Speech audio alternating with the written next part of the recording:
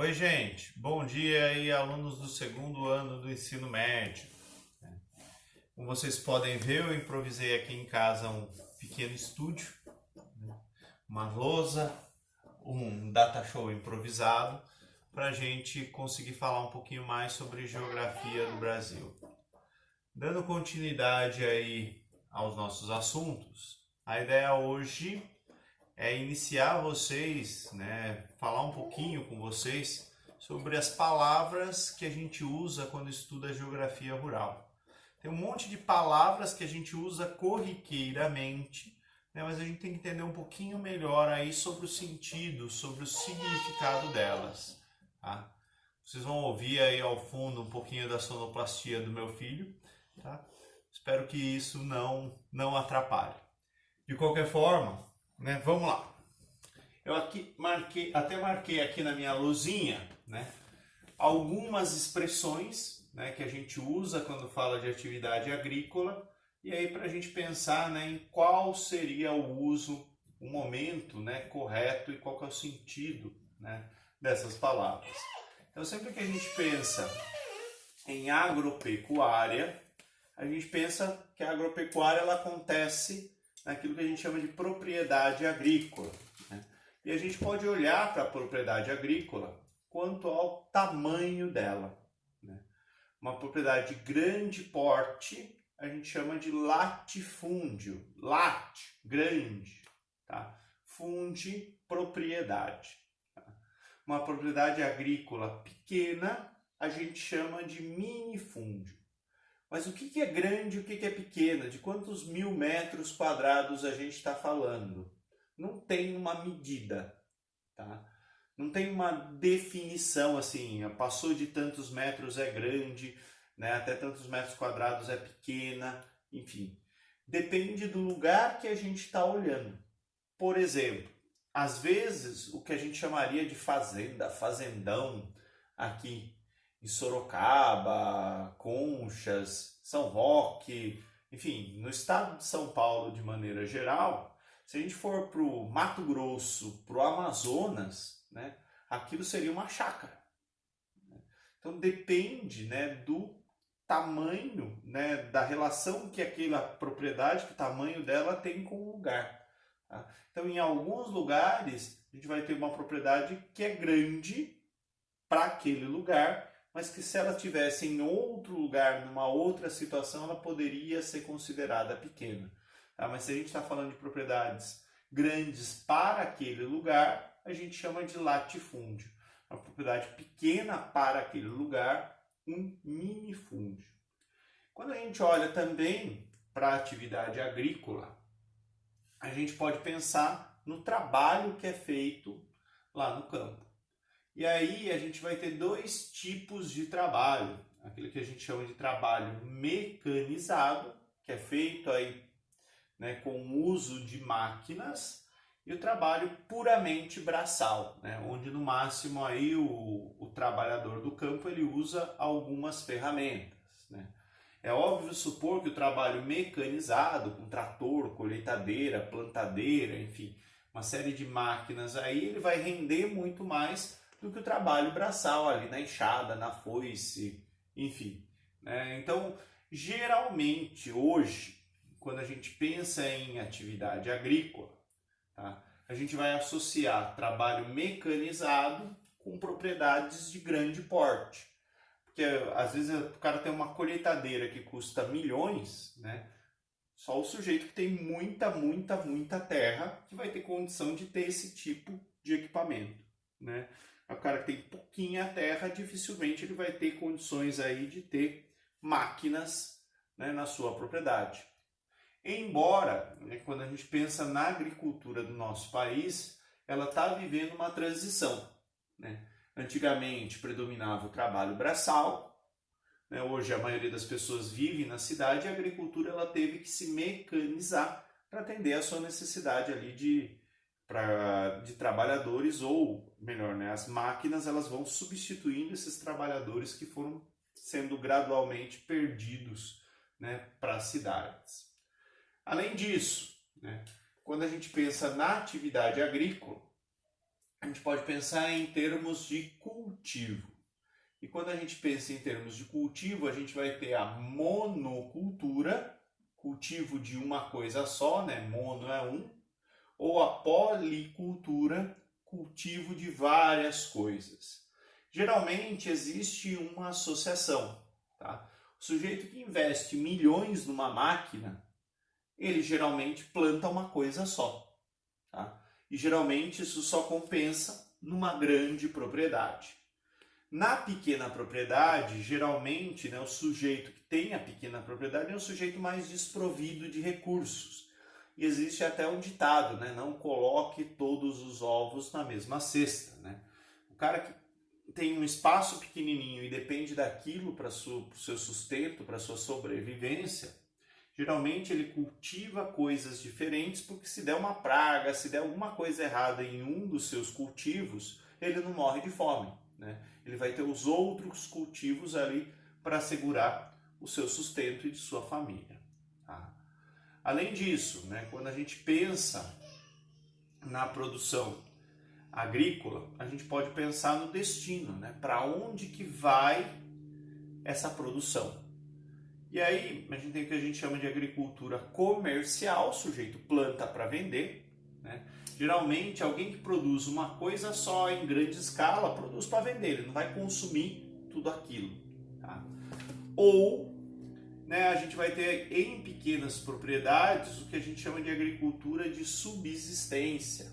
O sujeito cultiva uma coisa só, aliás, cultiva várias coisas, né, visando primeiro o sustento da sua família. Então ele tem galinha, tem porco, tem vaquinha, planta milho, planta cana, tem um pomar com vários tipos de fruta, tem uma horta com vários tipos de hortaliças. Então ele está produzindo ali várias coisas.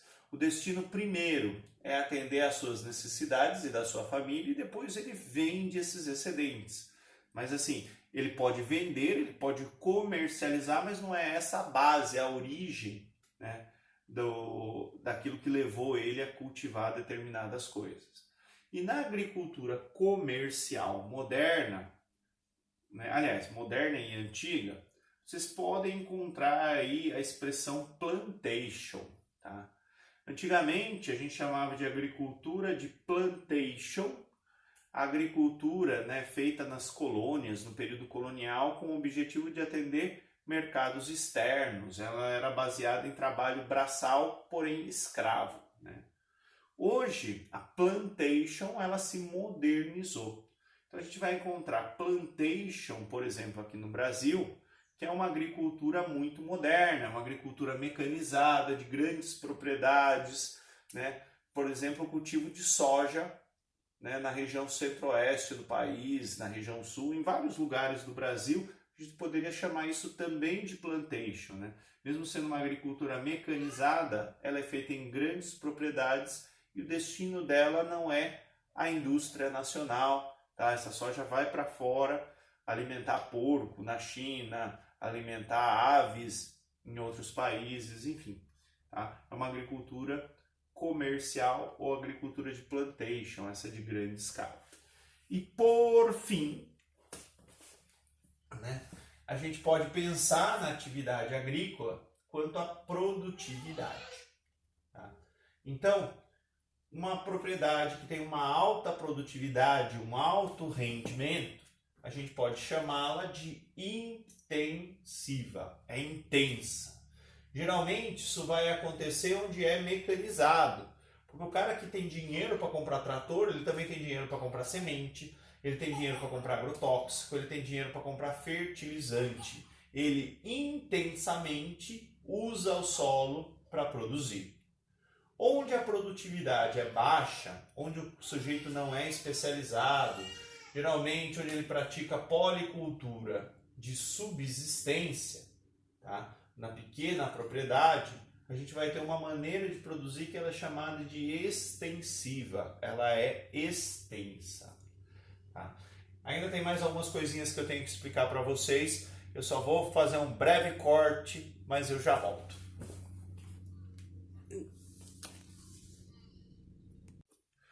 Então, gente, voltando, tá? Só tem mais duas coisas aqui que eu preciso definir com cuidado para vocês. Quando a gente fala de produtos agrícolas, a gente também pode olhar para o clima onde eles são cultivados ou para o clima onde a produtividade deles costuma ser maior ou ter um alto rendimento. Então a gente vai ter produtos agrícolas chamados de tropicais ou produtos de clima tropical. São plantas aí adaptadas a um clima mais quente, né? Então são as frutas que a gente tem aqui no nosso país: banana, manga, melancia, melão, tá? Cítricos se adaptam também muito bem nesse tipo de clima. Hoje em dia, né, milho, soja são plantas que são adaptadas tanto ao clima mais frio quanto ao clima quente, tá? Mas geralmente, né, produtos tropicais são plantas aí adaptadas a clima quente, né? E produtos agrícolas de clima temperado, e às vezes vocês podem encontrar menção de subtropical, são as plantas adaptadas aí a um clima um pouquinho mais frio, né? O principal deles que a gente consome é trigo, né? Trigo é um produto que a gente não consegue produzir muito aqui no Brasil, é uma planta típica de clima temperado, tá? Mas aqui, aquelas frutas, cereja, maçã, pera, pêssego, né? São plantas também aí de clima temperado, azeitona, tá? Tudo exemplo, centeio, cevada, né? Então são plantas aí de clima temperado ou às vezes vocês podem encontrar menção a isso como subtropical. Por fim, para terminar, a gente pode olhar para os produtos agrícolas e pensar, né, no tempo que leva para produzir. Então a gente tem cultivos chamados de temporários e cultivos chamados de permanentes. Tá? Ah, não, tá certinho. Achei que estava errado. Temporário são aquelas plantas que têm um ciclo de vida curto. Então a rotatividade acaba sendo muito alta. Por exemplo, o cara planta lá a sementinha do milho, do feijão, do arroz. 3, 4 meses depois a planta já se desenvolveu, já produziu o que tinha que produzir e morreu. Então o agricultor, ele pode trocar de cultivo muito rápido, tá? Geralmente, cultivos temporários são muito bons para grandes propriedades, né?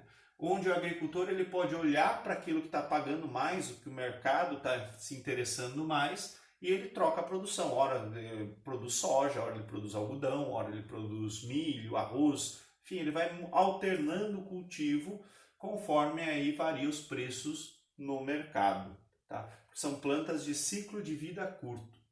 Os cultivos permanentes, eles demoram, né?